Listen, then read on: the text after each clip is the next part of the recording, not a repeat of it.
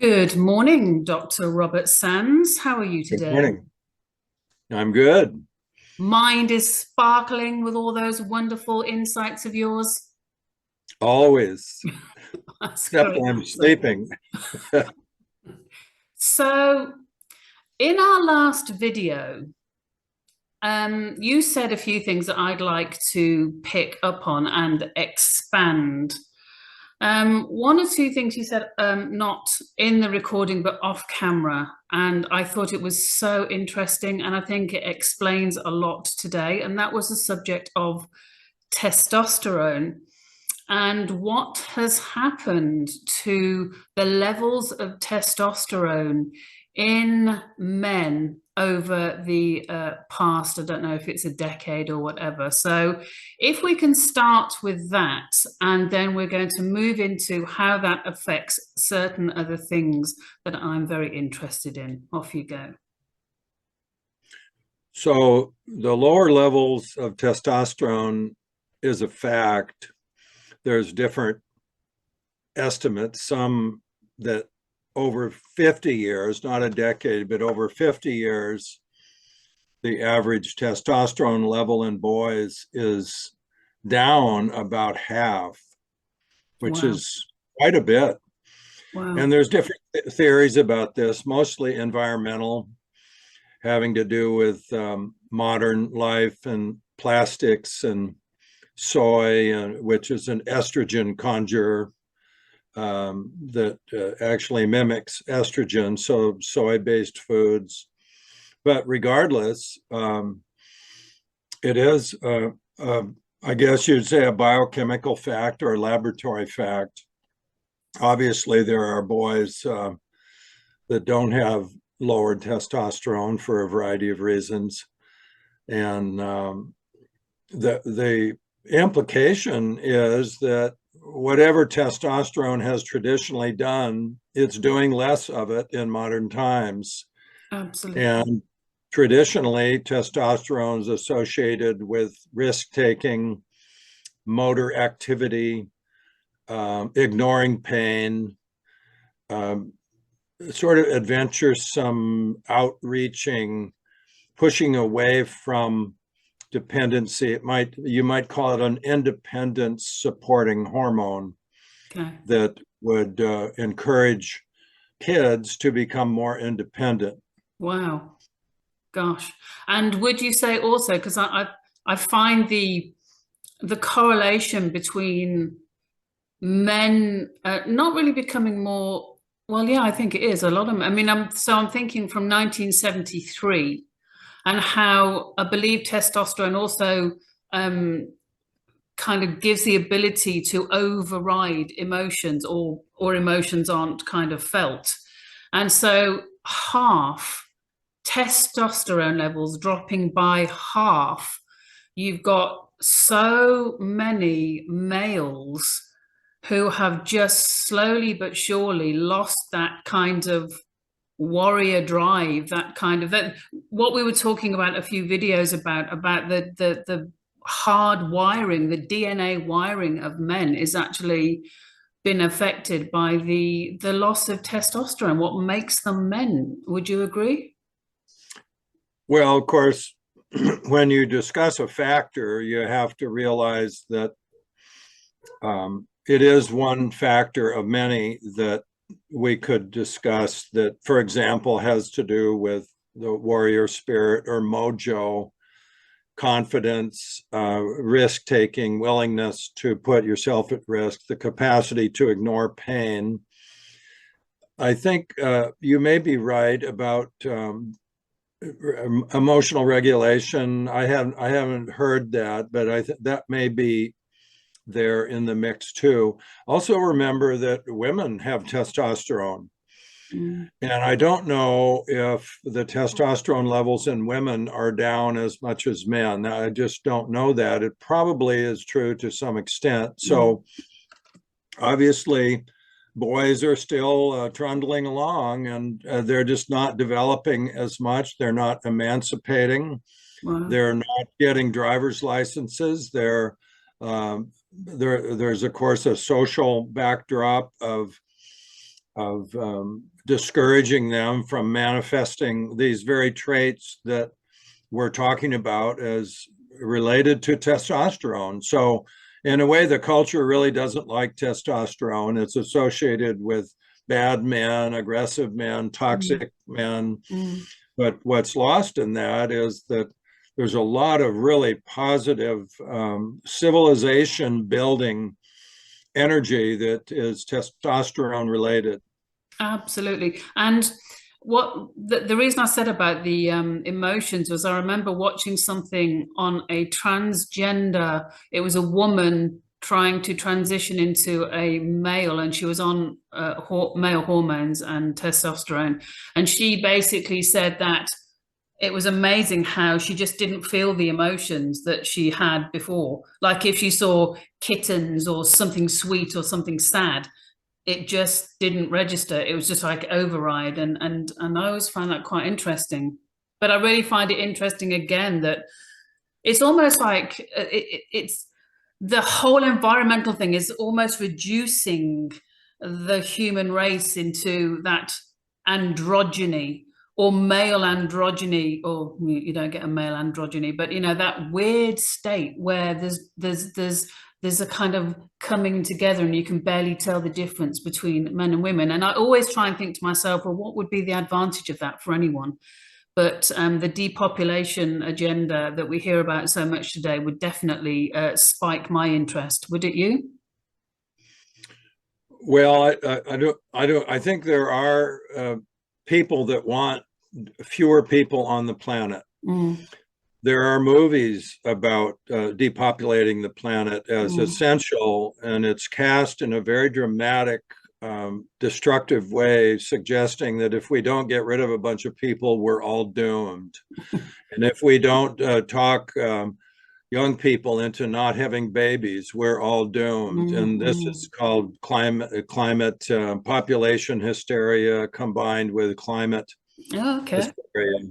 So it's definitely a thing, but I think the average person is busy doing their thing. You know, they're living small, they're having babies, they're seeking mates.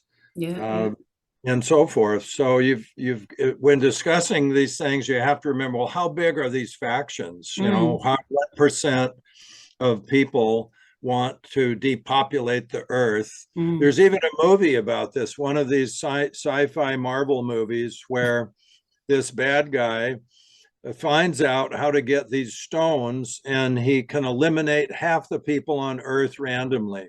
And he succeeds, and they all evaporate. Half the people evaporate, all randomly. So here's a movie promoting the idea that we need to get rid of people. People are like viruses. They're toxic. Absolutely. Well, you know, that actually leads perfectly into what I would like to ask you about today, because I think it links very much to the drop in testosterone. And that is, so, you know, people have this idea that we live in a society, a world where we are constantly on the receiving end of mass hypnosis, mass mind manipulation. And that movie you've just spoken about is a classic example. And I wanted to ask you today about why people, there's a two-pronged question here, why people go along with a narrative. I mean, I know it's hard because they are on the end of media manipulation 24/7. But what do you think it is about people who, not just generally about people who don't question?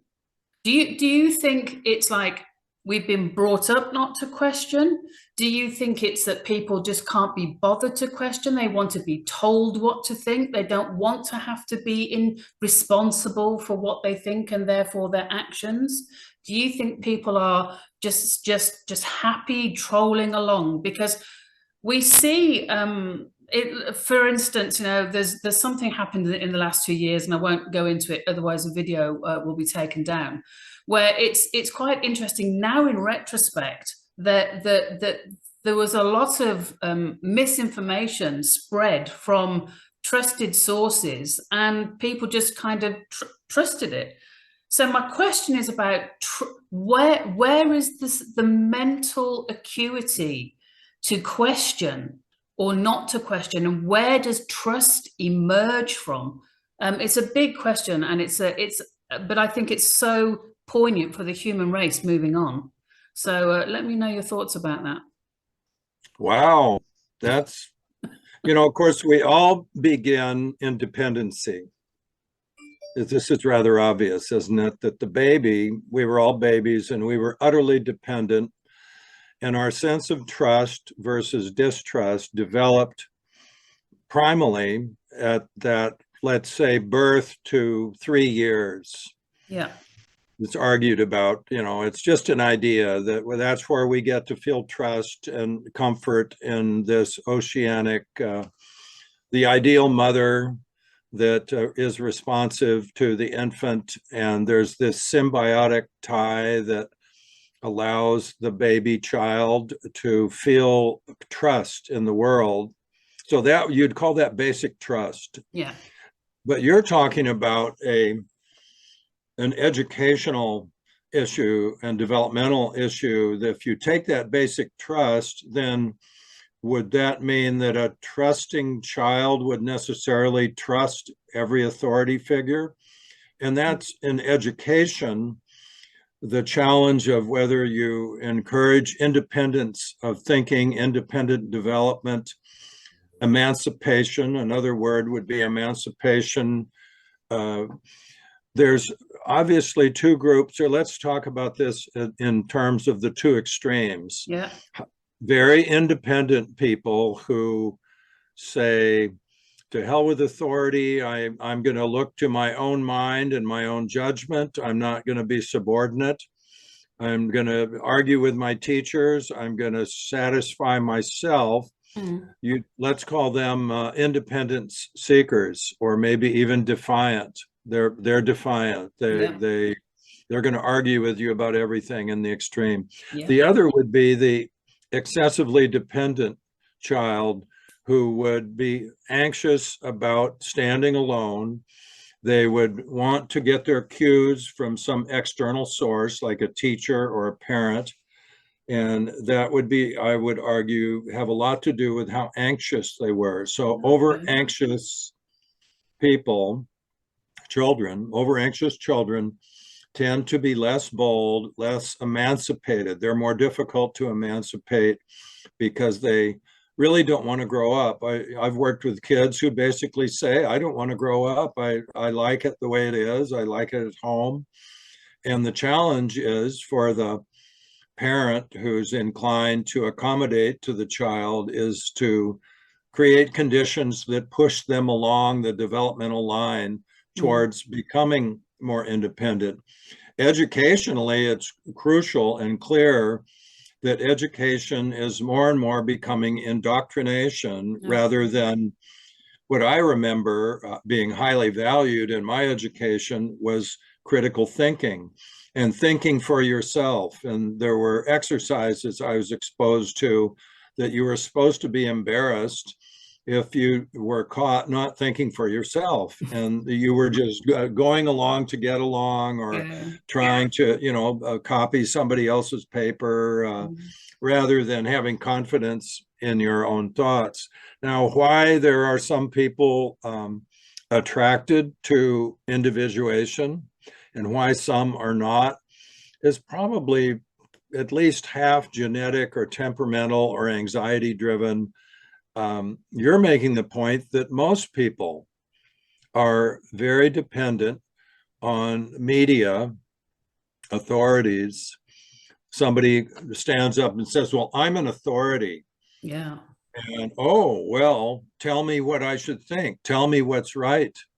And of course, the medical profession is traditionally held up as an authority. But what we've learned in the COVID pandemic is how easily brainwashed these doctors are and how easily misled, and how the ones who questioned and were magnificent independent thinkers, they were bold and courageous, they were crushed, marginalized, fired, and had terrible consequences, Absolutely.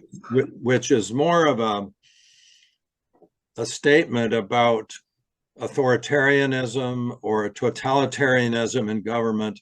So there's doctors who are independent thinkers, and then there are many doctors that go along to get along. There are many people who go along to get along, and there are many who are saying, what? That makes no sense to me. I mean, why don't you, for example, when Dr. Fauci said, oh, we've got to shut the country down. And somebody said, do you realize how much harm that will do? And he says, well, no, I haven't thought of that. I'm not an economist. So how can a medical doctor who's supposed to have critical thinking not calculate the harm being done by an intervention? It's really the essence of clear medical thinking, but many doctors just go along to get along. And you're pointing out that it's media driven, it's political, it's comfort. If you scare people, they'll become compliant. Again, back to anxiety. Anxious people are very compliant. I also think that like you just mentioned, the Dr. Fauci, doctor, again, it makes you.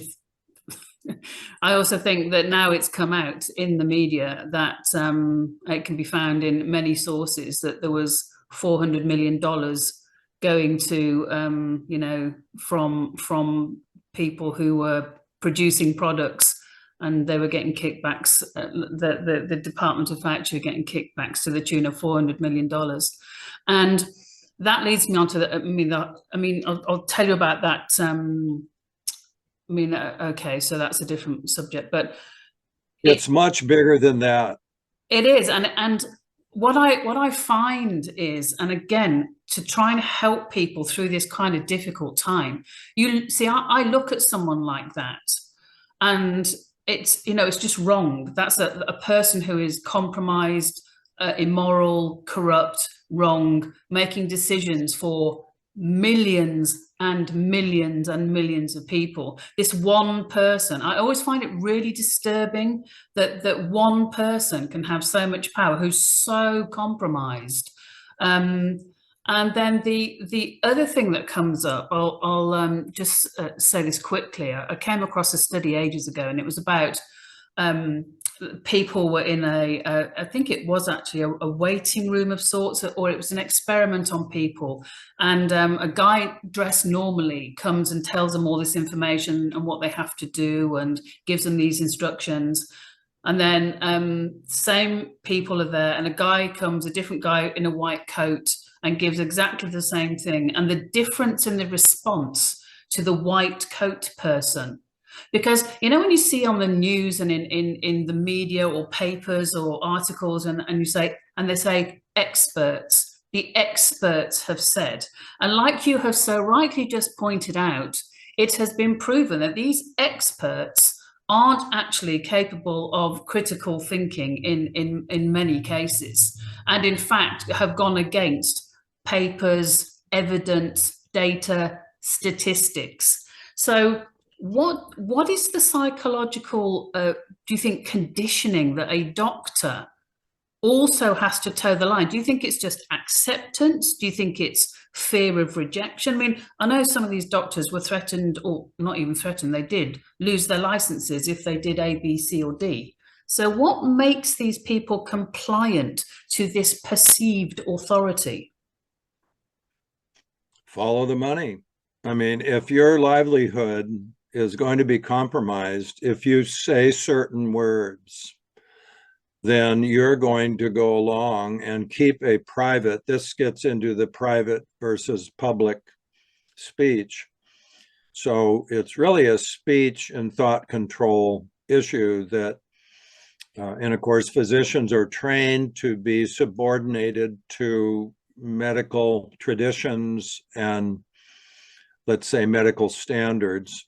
So they're used to having a boss. They're used to somebody smarter than them telling them what they should think and do. So they're not necessarily an independent group.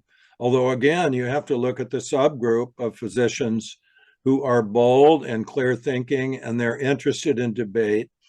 The real solution to what you're, and a part of what you're proposing or making a comment on, by the way, is the question of how do they get so much power up here, and why do people follow? I think you began with the question why people are followers. That makes it easy for an authoritarian who says, I've got the answer, and all the heads turn. All the heads turn, all the eyes turn to the person who says, I've got the answer. Whereas the deep thinker, the more serious scientist would say, well, that's good, but let's have a debate. And the debate was shut down in COVID, if kind of back to COVID. And it's true in science, throughout the history of science, there's been efforts by one side of the debate to crush the opposition. Even Newton, for example, Newton was deemed a fool for 10 years before his ideas penetrated into the arrogant scientific authoritarian community. So science is full of arrogant. Arrogant, say that again. Arrogant, what was it? Well, arrogant authoritarians who they're moral imperialists. They are right, and they're sure they're right. And by God, they're going to ramrod their ideas onto others. So Fauci is one of many, many arrogant authoritarians. The true spirit of science is humble.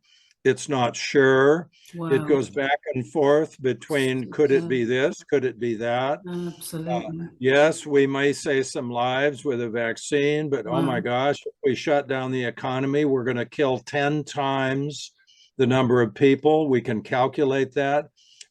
That was not allowed anywhere until probably a year into the debate.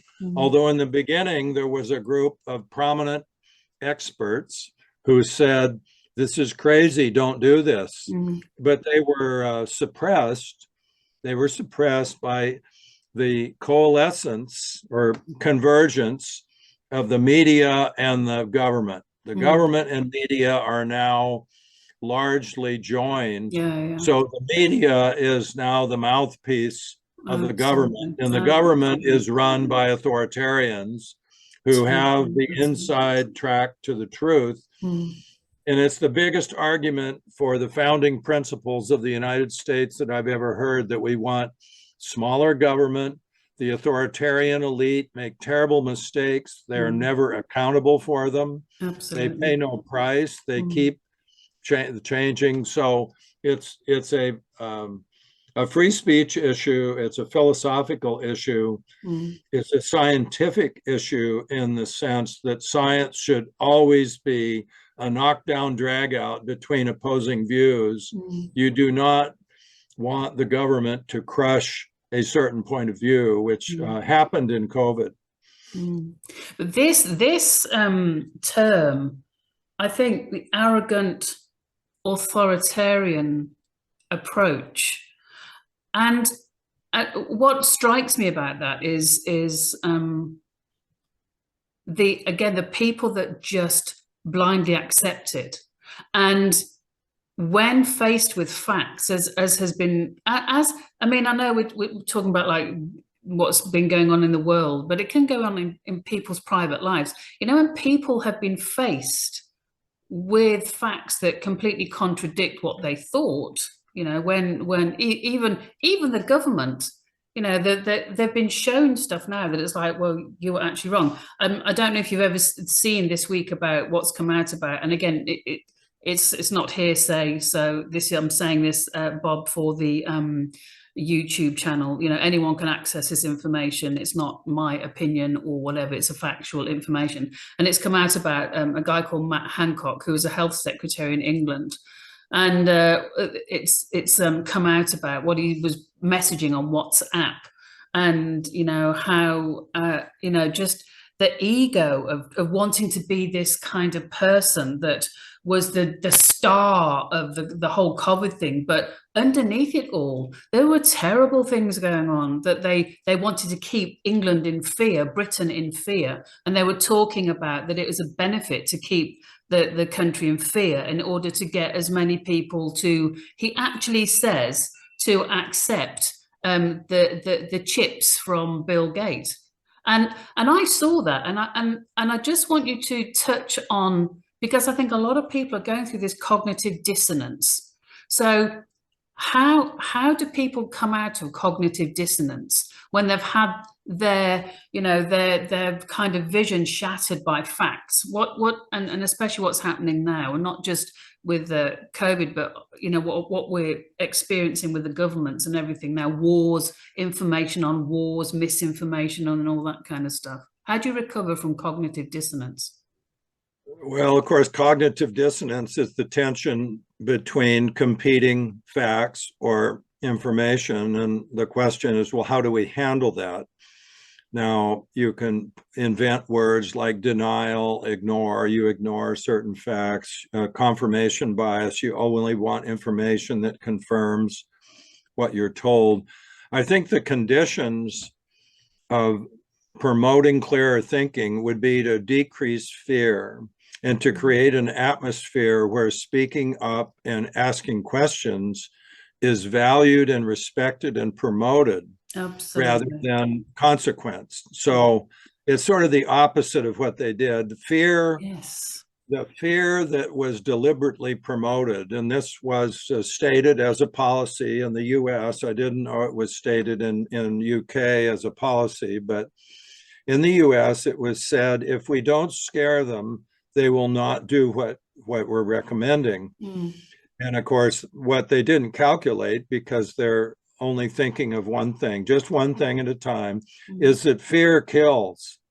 Fear kills 100 different ways by affecting a person, and especially by decreasing their ability to think clearly. Wow. When you're afraid, you can't think of all you're focused on is this one thing that whoever is promoting it. And so you become contracted, your mind contracts, and you become easy to manipulate. And even now we see people who are frightened, COVID frightened. They wear masks as a manifestation of their fear. They're afraid of a virus that at this point, there's no basis for them being afraid of. There's no basis for an emergency order, but it is promoted by those who enjoy power. And you may say, well, why do some people want power and some people don't want it? They want to be told what to do. And I would say it has to do with human nature. It's always been true. I mean, the history of the world is full of those who have power and those who followers and leaders and followers. Absolutely. And do you think after this, do you think more people will be encouraged to, I don't really want to say mistrust, but that's what I actually believe, mistrust this constant propaganda that comes down? I mean, because I don't know if you would agree with this, and it's my understanding, but I'd like to know what you think. You know, fear has a physiological effect, doesn't it? It dampens and depresses the immune system, I believe. And it just, like you said, it contracts physiologically, doesn't it? Would you agree with that? Yeah. Well, fear, anxiety have endocrine effects. They have cardiovascular effects. Wow. That you could correlate fear and stress. Chronic fear and stress are immune suppressants. So if you believe that fear weakens the immune system, you would argue, well, I don't want to promote fear. I want to promote, in the traditional public health policy was to not scare the population. And the modern, those that took over and ran the COVID policy ignored that. And instead, they decided to run with fear in spite of the objections of those voices who are saying, now, wait a minute, you're setting aside decades of public health policy, and you want to promote fear to gain compliance with a questionable intervention. Holy smokes, this is absolutely. It's a shocker, isn't it?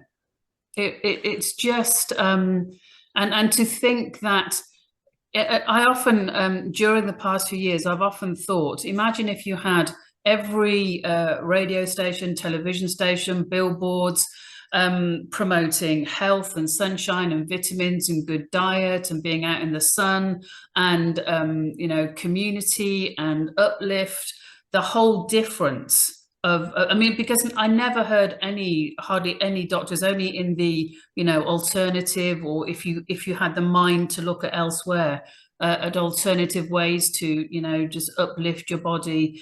And what a whole different thing it would be. And again, that inability for people to say, you know, we made a mistake, and just apologize to the world. We made a mistake. We thought, which I don't think they were, we thought we were doing the right thing, but actually our ego, because it just seems like ego all the way. It seems like a massive, you know, huge, overinflated, out of control, mad ego, megalomania. You know, that these people just are just, you know, I'm just, you know, telling the world what to do, and incapable of just going, oh, that was wrong, I made a mistake, and I was led down the garden path about this, that, and the other treatment. But it's quite a frightening thing to see, and how you stop people from falling for it again. You know, they keep talking about other things happening in the world. It's like, how, you know, people have got to get their minds, you know, take control of their minds and go, it's not, you know, I'm not just an empty vessel to suck up all this stuff.